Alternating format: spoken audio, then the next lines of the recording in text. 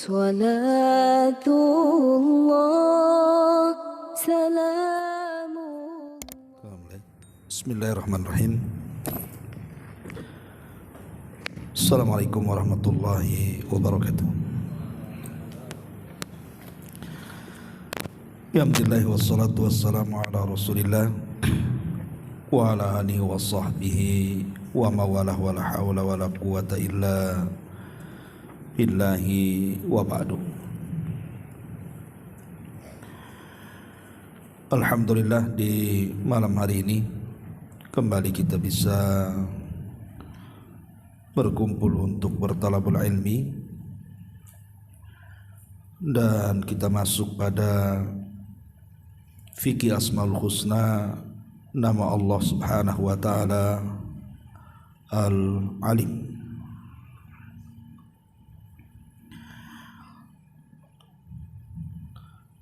Ma'asyiral muslimin wal muslimat rahimani wa rahimakumullah.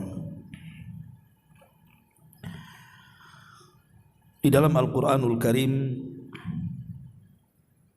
nama Allah Al-Alim, yang maha mengetahui, itu disebut sampai 150 kali. Dan di antaranya di sini Allah Subhanahu wa taala mengatakan dalam surah Rum ayat 54, yakhluqu ma yasha wa huwal alimul qadir. Dia menciptakan apa yang dikehendakinya, dan dialah zat yang maha mengetahui lagi maha berkuasa. Dan Allah Subhanahu wa taala juga mengatakan dalam surah An-Nisa 70-nya, wa kafa billahi alima. Dan Allah cukup, dan Allah lah zat yang cukup mengetahui segalanya. Dan dalam surah Yasin 38, dzalika taqdirul azizil alim. Demikianlah ketetapan yang maha perkasa lagi maha mengetahui. Dan Allah juga mengatakan dalam surah Al-Baqarah 181, innallaha sami'un alim. Sesungguhnya Allah zat yang maha mendengar lagi maha mengetahui. Ma'asyiral muslimin yang dimuliakan Allah Subhanahu wa taala,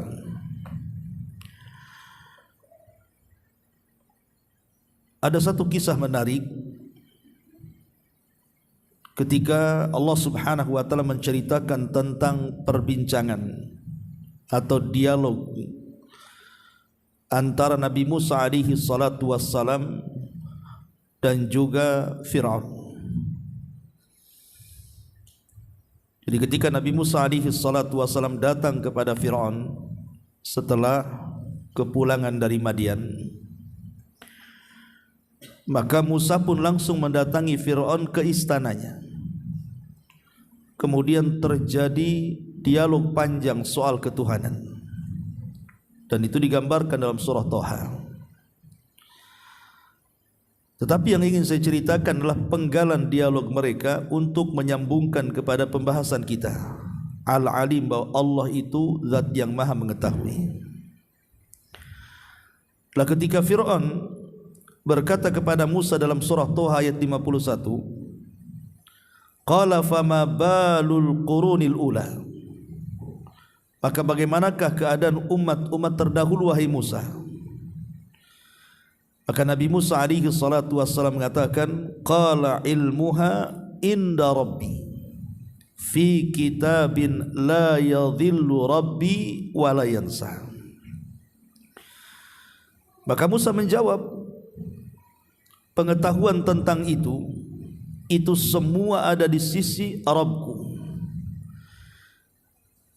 dan itu terdapat dalam sebuah kitab di mana Rabbku tidak akan salah dan tidak akan pernah lupa. Kalimat la yadhillu artinya, sebagian ahli tafsir mengatakan artinya Allah tidak jahil. Wala yansa artinya Allah tidak lupa, ma'ruf. Lupa lawan daripada ingat. Dari sini kita tahu bahwa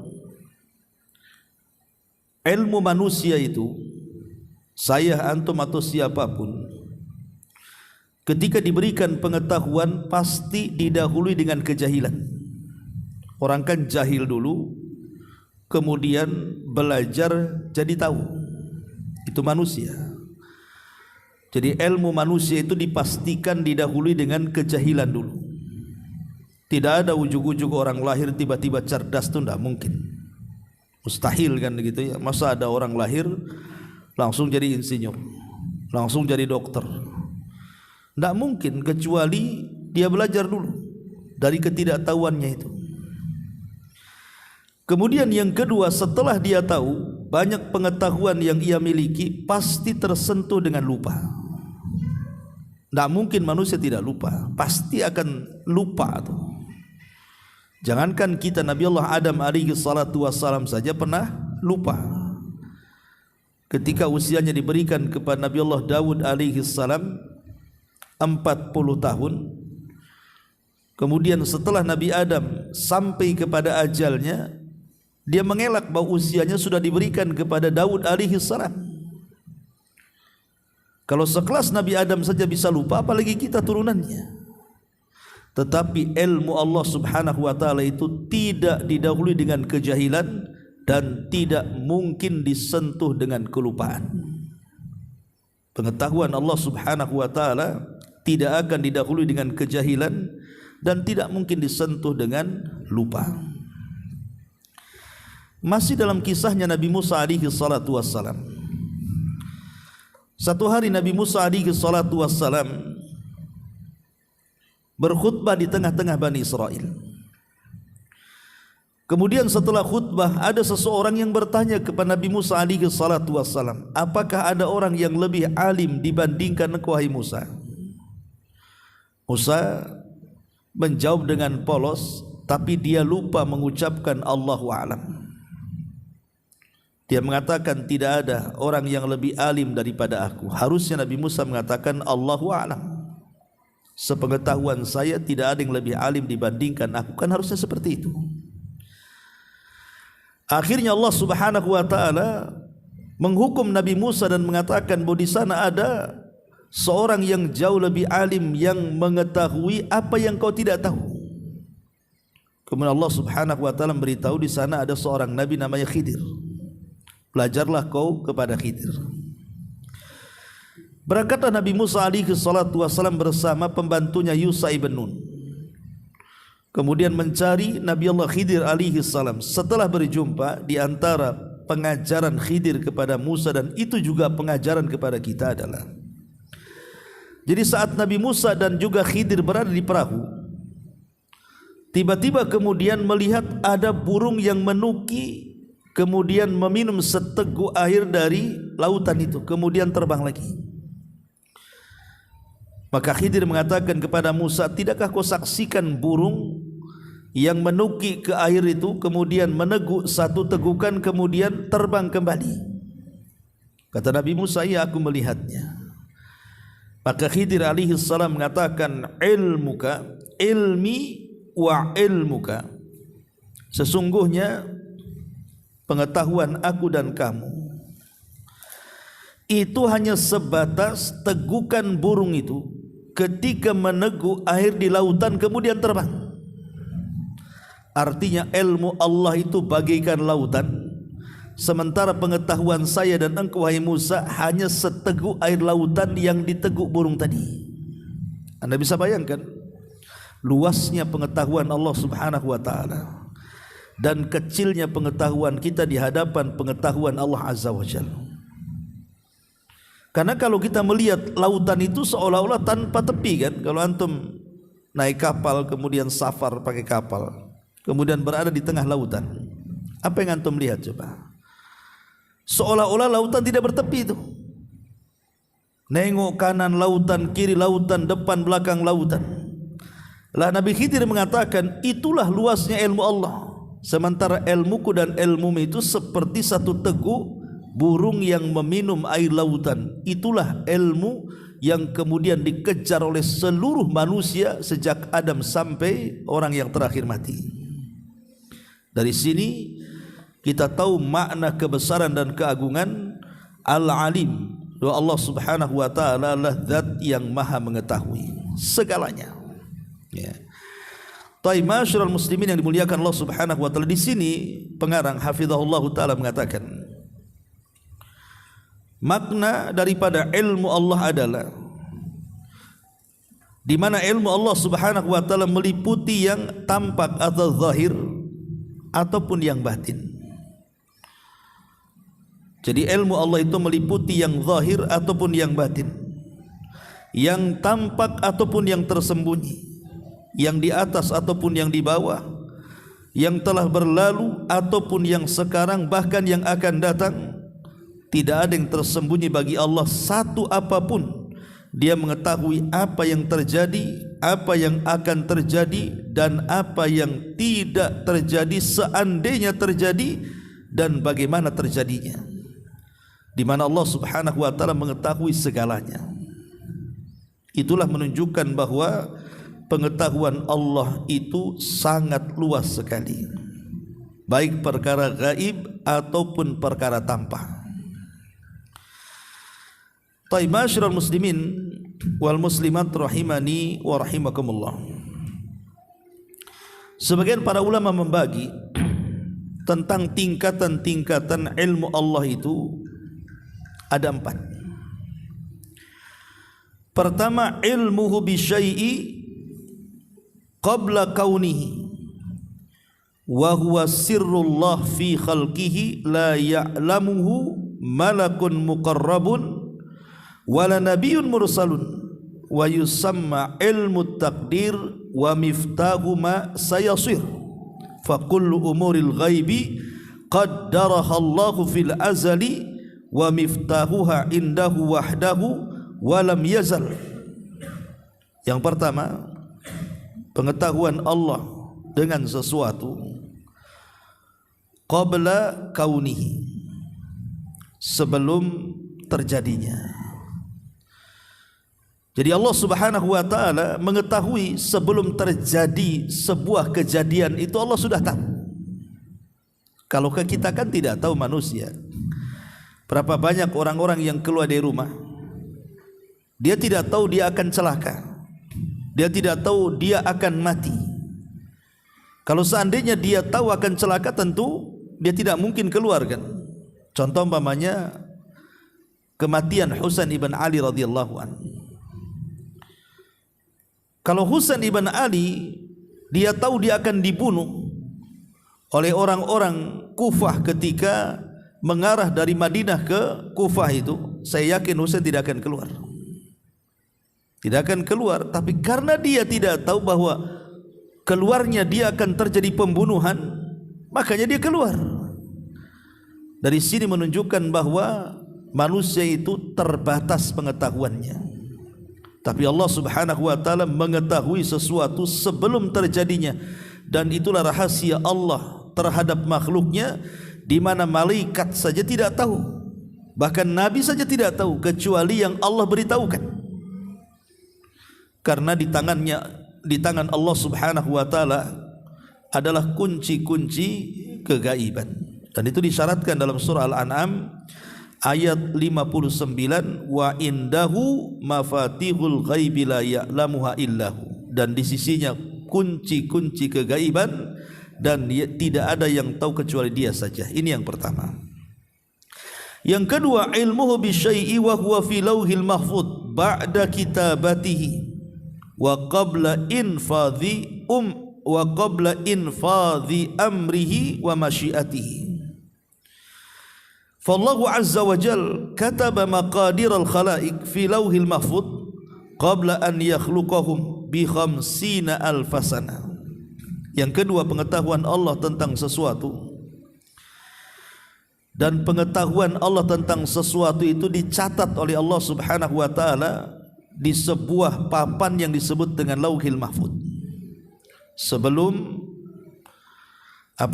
setelah Allah Subhanahu wa taala mencatatnya, dan sebelum terjadi apa yang dicatatnya. Dan itu Allah Subhanahu wa taala sudah menyimpan pengetahuannya dalam catatannya di Lauhil Mahfuz itu sebelum menciptakan makhluk-makhluknya 50 ribu tahun sebelum Allah menciptakan segalanya. Jadi ketika Allah Subhanahu wa taala mencatat pengetahuannya di Lauhil Mahfuz, kemudian setelah 50 ribu tahun baru kemudian Allah Subhanahu wa taala menciptakan makhluk-makhluknya. Dan ini menunjukkan bahwa Allah sudah tahu apa yang akan diciptakannya, karena sudah dicatat sebelumnya di Lauhil Mahfuz. Ini yang kedua. Yang ketiga, ilmuhu bi syai'in hala kaunihi wa tanfidhihi wa waqta khalqihi wa tasni'ihi, dan pengetahuan Allah terhadap sesuatu ketika Allah Subhanahu wa taala menciptakan makhluknya. Jadi waktu menciptakan makhluknya Allah tahu. Dan Allah Subhanahu wa taala mengetahui segalanya, baik yang ada di rahim-rahim seorang ibu ataupun setelah kelahirannya. Allah Subhanahu wa taala zat yang maha tahu. Kemudian yang terakhir, ilmuhu bi syai'i ba'da kaunihi wa takhliqihi wa ihatatihi bil fi'li ba'da kasbihi wa tahqiqihi. Pengetahuan Allah setelah Allah Subhanahu wa taala betul-betul menciptakan makhluk-makhluknya, maka Allah Subhanahu wa taala tahu apa yang dilakukan makhluknya. Apakah makhluk itu melakukan di kegelapan malam yang orang tidak tahu, Allah tahu. Apakah makhluk itu menyembunyikan sesuatu dalam dadanya, orang tidak tahu, Allah tahu. Jadi Allah Subhanahu wa taala mengetahui segalanya, yang tampak ataupun yang tersembunyi, yang zahir ataupun yang batin. Itulah makna daripada Al-Alim. Allah Subhanahu wa taala zat yang maha mengetahui. Baik, sebagaimana biasa, sebelum kita baca sedikit dari keterangan beliau, kita akan menyebutkan tentang asar imaniyahnya. Ini yang paling penting ketika kita mempelajari nama-nama Allah. Apa sih pengaruh keimanan ketika kita ini mengetahui bahwa Allah itu zat yang maha alim, zat yang maha mengetahui. Yang pertama, asar imaniyahnya adalah al-khawfu minallah, tertanamnya perasaan takut kepada Allah Subhanahu wa taala. Karena ketika kemudian kita tahu bahwa apa yang kita lakukan Allah tahu, maka tertanam sifat muraqabah namanya. Di mana Nabi SAW ketika berbicara soal ihsan, apa kata Rasul? An ta'budallaha ka'annaka tarahu fa illam takun tarahu fa innahu yarah. Engkau beribadah kepada Allah seolah-olah engkau melihat Allah. Kalaupun kau tidak bisa seperti itu, yakini Allah melihat kamu, yakini Allah mengetahui kita. Kalau setiap orang kemudian yakin bahwa kita ini diawasi oleh Allah Subhanahu wa taala dan apapun yang kita lakukan Allah Maha tahu, pasti kita akan menanamkan perasaan takut kepada Allah Azza wa Jalla. Karena Allah tahu segalanya. Ketika kita merahasiakan sebuah kejahatan, Allah tahu. Ketika kita merencanakan sebuah kemaksiatan, Allah tahu. Lah ketika kemudian kita menanamkan bahwa Allah zat yang maha tahu, maka masuklah sifat al-khawfu minallah, perasaan takut kepada Allah Azza wa Jalla, sehingga tidak mungkin kita melakukan sesuatu yang melanggar syariatnya karena Allah tahu. Ini yang pertama. Yang kedua, timbul keyakinan bisumuli ilmillahi likulli syai'in fis samawati wal ardh, bahwa Allah Subhanahu wa taala itu zat yang meliputi dengan pengetahuannya segala sesuatu yang ada di langit dan segala sesuatu yang ada di bumi. Artinya kita semakin yakin kepada Allah Subhanahu wa taala, dan itu adalah kuasa Allah Subhanahu wa taala, di mana Allah Subhanahu wa taala memiliki kemampuan yang luar biasa, mampu mengetahui apapun yang ada di langit dan yang ada di bumi. Kemudian yang ketiga, tuma'ninatul qalbi, ada perasaan tenang dalam hati. Karena gini ikhwatu fiddin muliakan Allah Subhanahu wa taala. Ketika seseorang kemudian menanamkan sifat al-alim, bahwa Allah Subhanahu wa taala zat yang maha mengetahui, hakikatnya ini risalah bagi setiap orang yang diberikan ujian oleh Allah Subhanahu wa taala. Kalau ada orang diberikan ujian berupa kesehatan, akhirnya dia sakit berkepanjangan, ataupun diberikan ujian ekonomi sehingga mungkin banyak kekurangan, ataupun diberikan ujian apapun sebutkan ujiannya, ditinggalkan orang-orang yang dicintainya dan begitu seterusnya. Kalau kita menanamkan perasaan sifat Allah al-alim pada dada kita, bahwa Allah mengetahui, pasti kita akan tenang ikhwan. Karena Allah itu tahu sebenarnya dengan kondisi kita.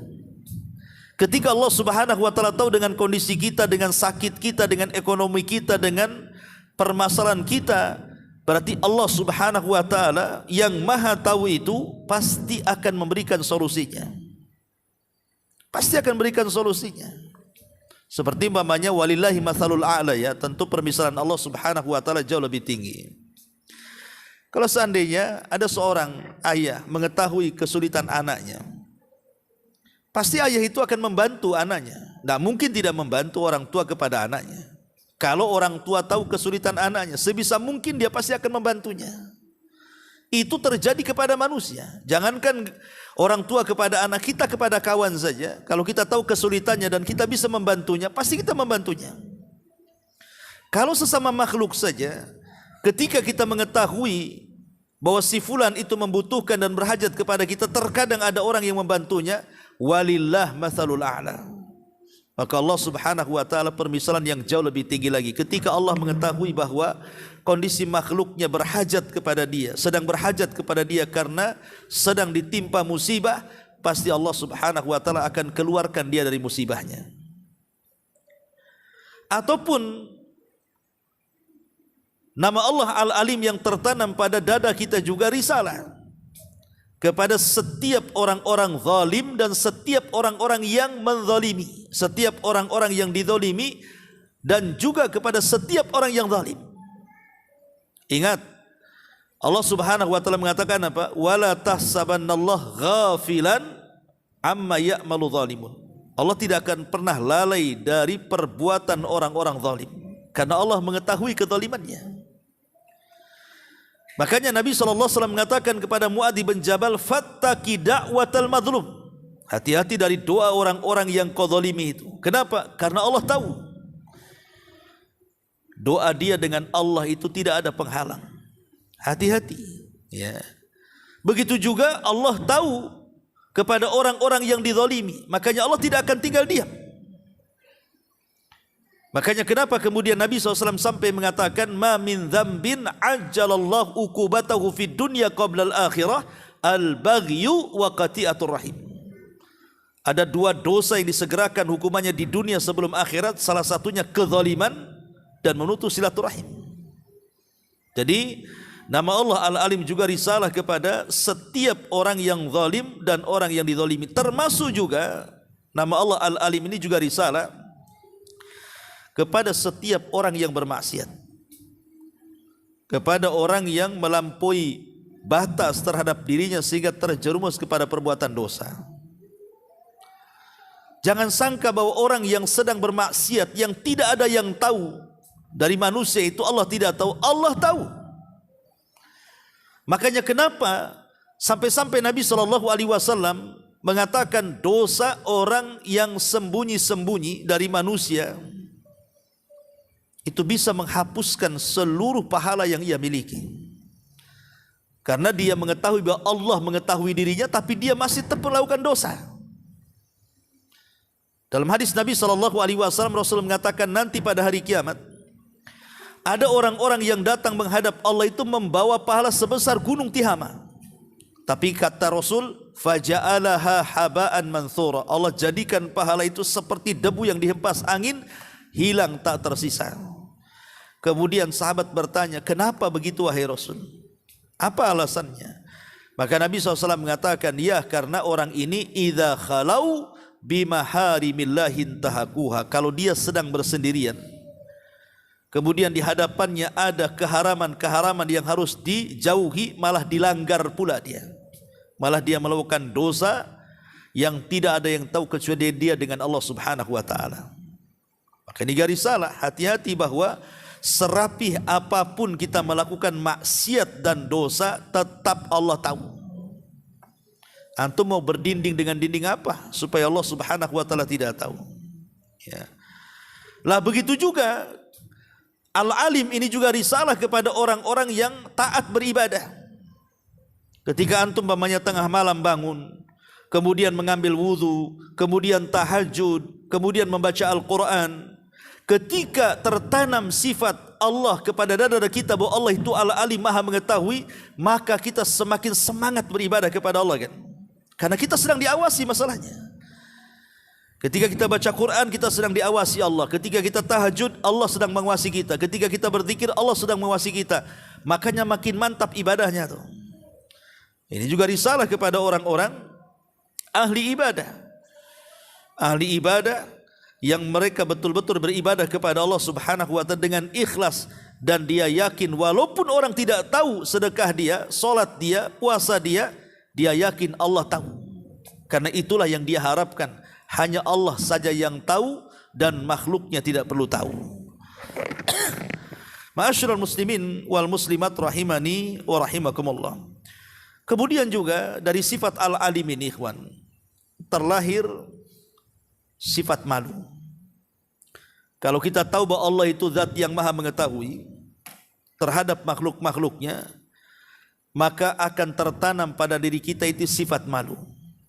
Dan Rasul mengatakan al-haya'u la ya'ti illa bi khairin. Sifat malu itu tidak mendatangkan kecuali kebaikan. Malu. Kalau saya melakukan maksiat, malu karena Allah tahu. Kalau saya berbuat zalim, malu karena Allah tahu. Kalau saya berbuat jahat, malu karena Allah tahu. Dan begitu seterusnya. Ya.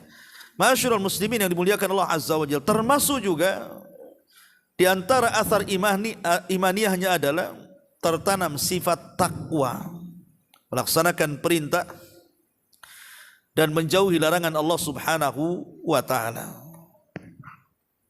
Ma'asyiral muslimin yang dimuliakan Allah Subhanahu wa taala, dan banyak lagi dari athar-athar keimanan dari sifat Al-Alim bahwa Allah Subhanahu wa taala zat yang maha mengetahui. Ma'asyiral muslimin yang dimuliakan Allah Subhanahu wa taala, di sini pengarang hafizahullah taala menyebutkan banyak sekali dalil-dalil. Antum bisa baca sendiri. Beliau menyebutkan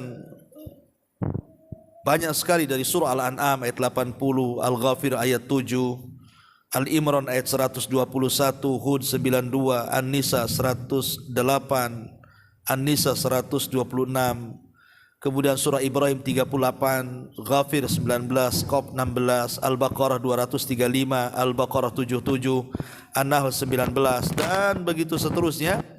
Ini semua dalil bahwa Allah Subhanahu wa taala zat yang maha mengetahui. Kemudian para mu'allif hafizahullah ta'ala setelah menyebutkan banyak dalil, pada halaman 223 beliau mengatakan di sini, beriman dengan nama Allah yang satu ini, maksudnya Al-Alim, memiliki pengaruh berkah kepada seorang hamba. Bahkan ini merupakan sebesar-besarnya cambuk dan pelajaran berharga. Syekh Muhammad Amin Asy-Syinkiti rahimahullahu ta'ala berkata, para ulama telah sepakat bahwa ini adalah sebesar-besar pelajaran dan seagung-agungnya cambuk yang turun dari langit ke bumi. Mereka membuat permisalan dalam hal ini, dan Allah memiliki permisalan yang jauh lebih tinggi. Mereka mengatakan seperti ini, seandainya ada di muka bumi ini seorang raja yang tukang bunuh, gemar membunuh. Jadi kalau ada seorang raja yang gemar membunuh manusia, jika kehormatannya dirobek ataupun dicabik, dan raja tersebut memiliki kekuatan, kemuliaan dan kekuasaan, di sekitar raja tersebut ada para prajurit dan para putra-putranya. Seandainya dikatakan kepada penduduk negeri tersebut bahwa rajanya selalu mengetahui apa yang mereka lakukan dari perbuatan yang jelek di kala malam hari, maka mereka akan benar-benar waspada. Allah pencipta langit dan bumi yang maha menguasai dan maha perkasa, Dia menghabarkan kepada mereka dalam ayat-ayatnya, dan hampir-hampir tidaklah engkau membuka satu halaman mushaf melainkan engkau dapati dalamnya sebesar-besarnya pelajaran dan seagung-agungnya cambuk. Dia maha mengetahui segala sesuatu dan Allah maha mengetahui apa yang kalian lakukan. Jadi pengarang ingin membuat semacam analogi, ya, tentang nama Allah Subhanahu wa taala Al-Alim itu. Jadi beliau mengatakan, menukilkan perkataan Muhammad Al-Amin Asy-Syinkiti rahimahullahu taala. Jadi kalau seandainya ada seorang raja yang sangat bengis sekali, raja ini punya mata-mata di mana-mana, banyak prajuritnya, dan tidak segan-segan kalau seandainya ada orang-orang yang melakukan kesalahan kemudian ditangkap oleh sang raja, maka akan dihukum seberat-beratnya. Mungkin kalau sekarang ini mungkin diletakkan CCTV lah di mana-mana gitu kan. Itu baru CCTV, kita aja terkadang mawas diri kan. Umpamanya antum sedang naik motor atau naik mobil, antum sudah tahu di samping sana itu ada kamera, pasti antum akan cepat-cepat memasang sabuk pengaman kan, itu takut kejepret kan. Karena tahu bahwa kalau sampai kejepret berarti adalah kemudian video antum di situ, antum kena tilang kan itu. Ini kepada manusia, ya. Terkadang kita saja kalau diawasi, kita ini juga hati-hati jadinya kan. Lah begitu juga walillahi matsalul a'la. Allah Subhanahu wa taala maha segalanya, lebih hebat daripada CCTV, lebih hebat daripada mata-mata, lebih hebat daripada para pemantau-pemantau. Karena Allah yang menciptakan mereka. Harusnya dengan mengetahui dan meyakini Allah Al-Alim itu, kita semakin berhati-hati lagi dalam melangkah, semakin bertakwa lagi, semakin menanamkan rasa malu lagi, dan begitu seterusnya.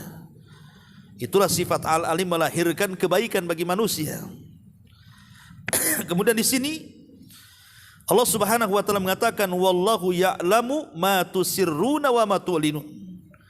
Allah mengetahui apa yang kamu rahasiakan dan yang apa yang kamu tampakkan. Wa ma tasqutu min waraqatin illa ya'lamuha, dan tidaklah sehelai daun pun yang gugur melainkan Dia mengetahuinya. Ma'asyiral muslimin yang dimuliakan Allah Azza wa Jalla. Kemudian kata beliau di sini setelah menyebutkan beberapa dalil juga, oleh karena itu wajib bagi kita semua untuk mengambil pelajaran yang berharga ini. Jangan pernah kita melupakan agar kita tidak membinasakan diri kita, karena Allah itu zat yang maha memantau dan maha mengetahui. Kemudian beliau menukilkan perkataan Ibnu Rajab rahimahullahu taala. Dia berkata, ada seorang laki-laki yang memaksa seorang wanita untuk berbuat zina, dan dia memerintahkan kepada wanita tersebut untuk mengunci pintu-pintu. Kemudian orang laki-laki tersebut berkata, apakah masih ada pintu yang belum dikunci? Si wanita itu mengatakan, ya ada, yaitu pintu di antara kita dengan Allah. Maka laki-laki tersebut pun tidak menyentuh si wanita tersebut. Sebagian orang melihat seseorang berbicara dengan seorang wanita, maka orang tersebut mengatakan, sesungguhnya Allah melihat kalian berdua, semoga Allah menutup aurat kami dan kalian berdua. Allah mengatakan, ya'lamu kha'inatal a'yun wa ma tukhfis sudur. Dia mengetahui pandangan mata yang khianat dan apa yang disembunyikan oleh hati manusia. Maka barang siapa yang merenungkan hal ini dan mempelajarinya, maka ia adalah sebesar-besar cambuk dan pencegah dari berbuat maksiat. Lihat di sini Ibnu Rajab menukilkan sebuah kisah, ya, bagaimana Allah Subhanahu wa taala itu zat yang maha alim mengetahui. Dan kalau betul-betul direnungkan kalimat Al-Alim itu, pengaruhnya besar pada diri kita. Jadi beliau mengatakan, dahulu ada seorang laki-laki dan perempuan. di mana seorang laki-laki ini berhajat untuk berzina dengan wanita itu. Karena wanita ini memiliki hutang kepada laki-laki ini dan dia tidak sanggup membayar. Sehingga laki-laki ini mengatakan, kulunasi hutangmu tapi kau berzina denganku. Terpaksalah wanita ini mau diajak berzina. Setelah kemudian masuk ke sebuah ruangan, kata laki-laki ini, kunci jendela dan kunci pintu. Jangan ada yang tahu kita sedang berzina di sini. Maka wanita itu mengatakan, semua jendela, semua pintu sudah kami kunci. Tapi ada satu pintu yang tidak bisa dikunci. Kata laki-laki ini, kunci apa, pintu yang mana? Kan tinggal tutup, kita tinggal kunci saja. Kata wanita itu, bukan itu maksudnya. Pintu yang tidak bisa ditutup adalah pintu antara kita dengan Allah Subhanahu wa ta'ala. Akhirnya kemudian laki-laki ini bertobat kepada Allah Azza wa Jalla, tersadar dengan ucapan wanita itu. Kemudian dia pun beristighfar, akhirnya membebaskan wanita itu dan membebaskan hutangnya. Lihat bagaimana pengaruh Al-Alim, Allah Subhanahu wa ta'ala zat yang maha mengetahui. Kemudian di sini Ibnu Katsir rahimahullahu taala berkata tentang makna ayat ini, Allah taala menghabarkan tentang ilmunya yang sempurna, yang meliputi segala sesuatu, yang besar maupun yang kecil, agar manusia berhati-hati dari pengawasan Allah terhadap mereka, hingga mereka merasa malu kepada Allah dengan sebenar-benar malu, dan bertakwa kepada Allah dengan sebenar-benar takwa. Dan sesungguhnya dia akan merasa selalu diawasi oleh Allah yang selalu melihatnya, karena Allah mengetahui mata yang khianat meskipun zahirnya amanah. Dia mengetahui apa yang dirahasiakan oleh dada-dada manusia. Masyarul muslimin yang dimuliakan Allah Azza wa Jalla, secerdas apapun manusia, manusia itu tidak mungkin bisa menembus pengetahuan Allah. Yang kecil saja, soal ruh. Dalam badan kita itu ada ruh. Ya. Tidak ada satu dunia, walaupun antum kumpulkan doktornya, profesornya, cerdik pandainya, untuk meneliti ruh, antum tidak akan tahu. Satu dunia berkumpul meneliti ruh itu tidak akan bisa.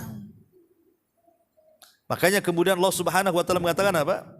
Yas'alunaka anir ruh, qulir ruhu min amri rabbi. Mereka bertanya-tanya soal ruh, ruh itu urusan Rabbku. Jadi manusia tidak bisa meneliti apa itu ruh sampai hari ini, kan begitu.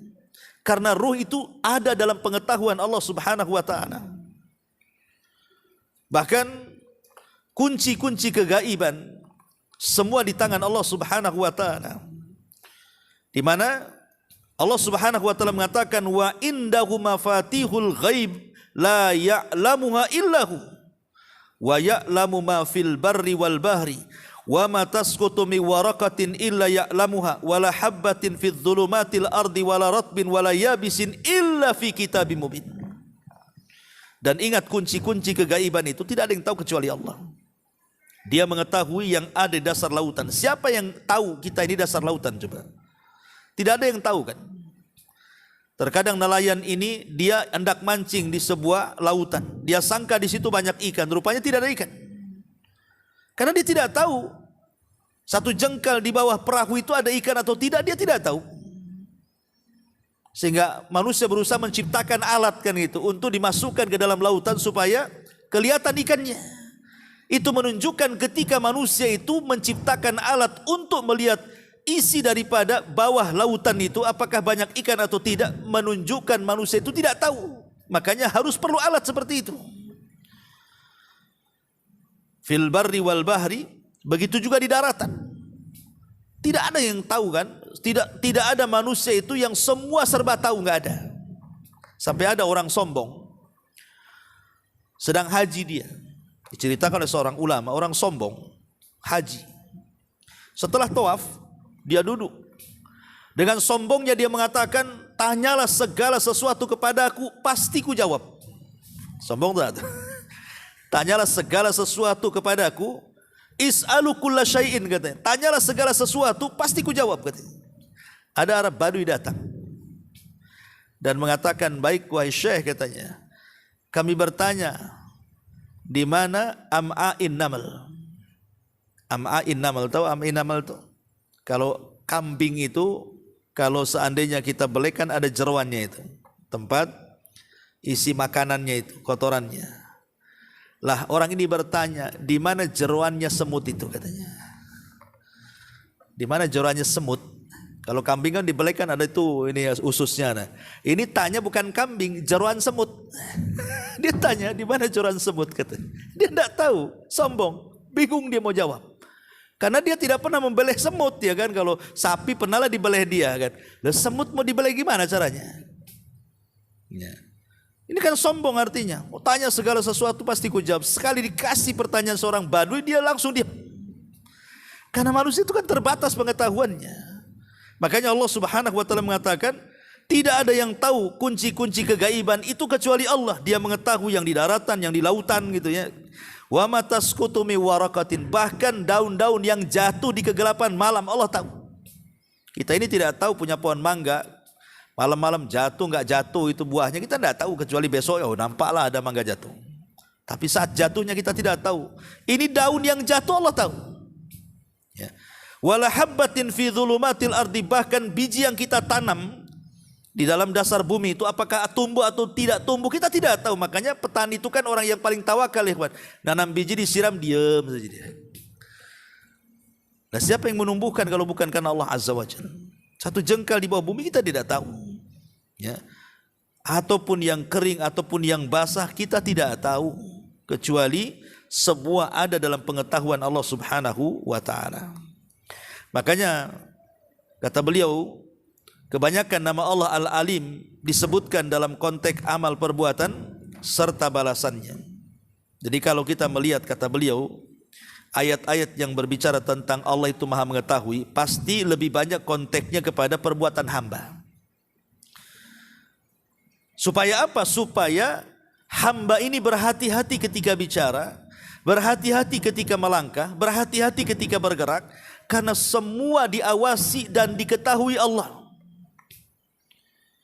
Makanya kata beliau, agar hati manusia bangkit dan memperingatkan para hamba agar memperbaiki dan menyempurnakan amal perbuatan mereka. Semuanya itu untuk memotivasi dan mencegah mereka. Allah sajalah yang dapat memberikan taufik, tidak ada Rabb selainnya dan tidak ada sesembahan yang berhak kecuali Dia semata. Inilah di antara keterangan beliau tentang Allah Subhanahu wa taala Al-Alim. Afwan ikhwan, karena saya ada kajian di sebelah sini, ya kan? Jadi saya buru-buru. Subhanakallahumma bihamdika, asyhadu an la ilaha illa anta astaghfiruka wa atubu ilaik. Allahu taala alam. Assalamualaikum.